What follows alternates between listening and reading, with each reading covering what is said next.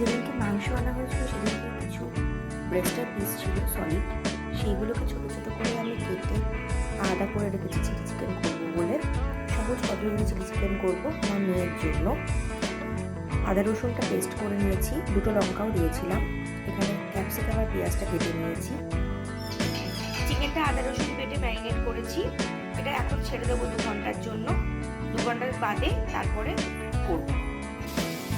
2 ঘন্টা হয়ে গেছে ম্যারিনেশনের, ফার্স্ট ম্যারিনেশনের, ওই জন্য সেকেন্ড ম্যারিনেশন করবো। 3টে সস নিয়েছি, একটা ডিম, অ্যারোরুট দিয়ে করবো। অ্যারোরুটও কর্নফ্লাওয়ার যাই থাকে, এটা কর্নফ্লাওয়ার, অ্যারোরুটও আছে সামান্য।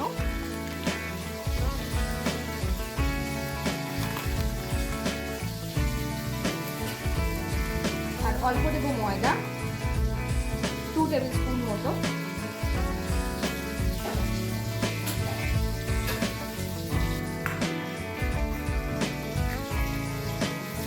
ডিমটা দিয়ে দিলাম।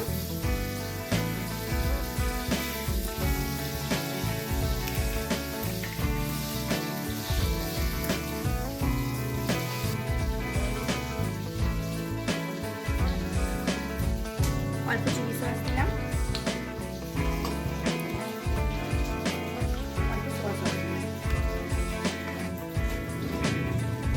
নুন দিলাম একটু। এটা দিয়ে রেখে আবার 8 ঘন্টা রেখে দেবো, তারপরে তেল গরম করে ভাজতে শুরু করবো। কড়াই গরম করতে বসালাম, এরপরে সাদা তেল দিচ্ছি।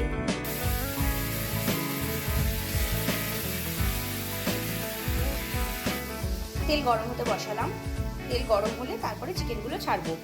তেল গরম হয়ে গেছে, এবারে একটা করে ছেড়ে দিচ্ছি চিকেনগুলো।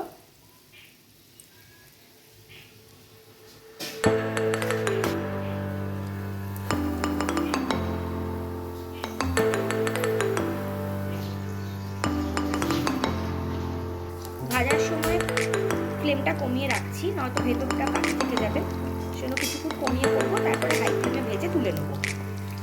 এবারে উল্টে দিচ্ছি, একটা দিক হয়ে গেছে।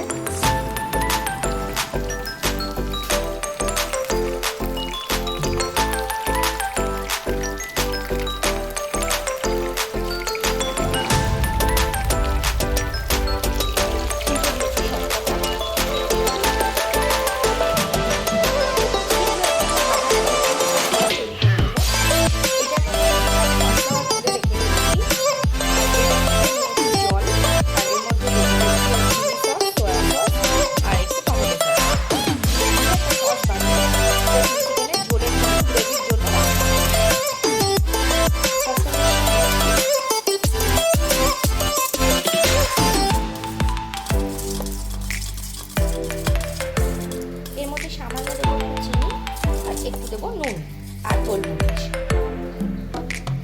এগুলো মিশিয়ে নিচ্ছি। এবারে ফ্রাইগুলো তুলে নিচ্ছি।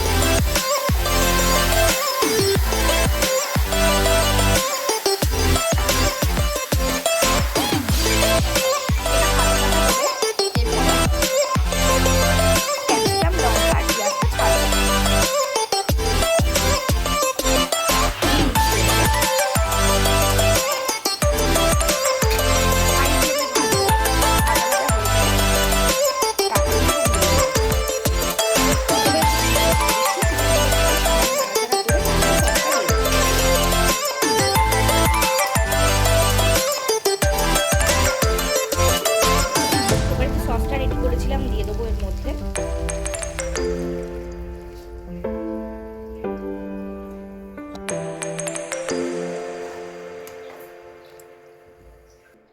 গ্রেভিটা ঠিক হয়ে গেছে, তাতে বোঝা যাচ্ছে যে চিলি চিকেনটা রেডি হয়ে গেছে, মাংসও সেদ্ধ হয়ে গেছে, চিলি চিকেন আপাতত রেডি।